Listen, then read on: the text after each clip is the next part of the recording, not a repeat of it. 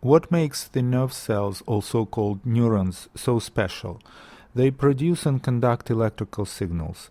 Because of that, we can think, remember, make decisions, act, react, and so on.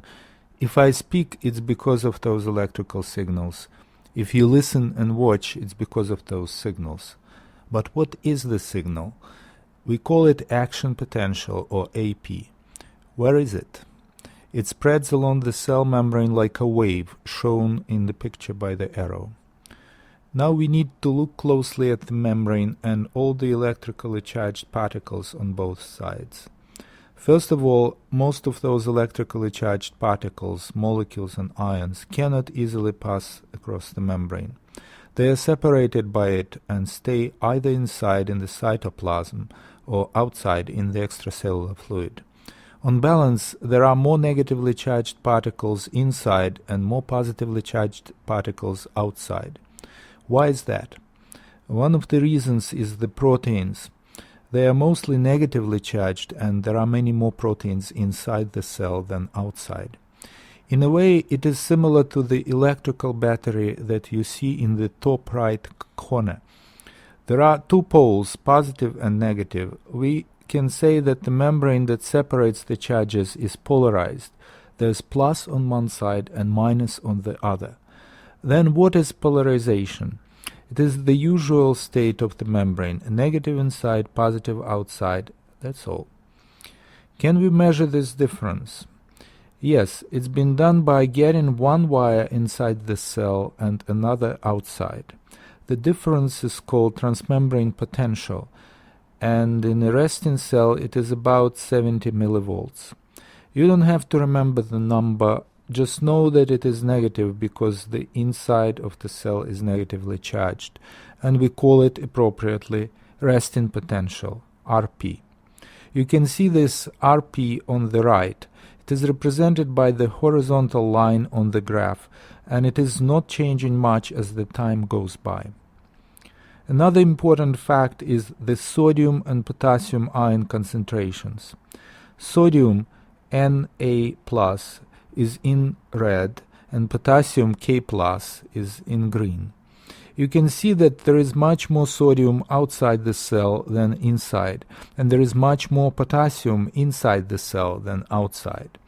I used the size of the letters to show where the concentration is higher. The bigger the letters, the more ions you've got.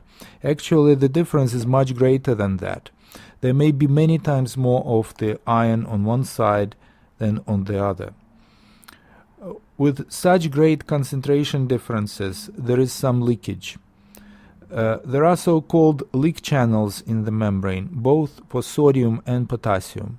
They are open all the time, and the ions move from the area of high concentration to the area of low concentration by diffusion.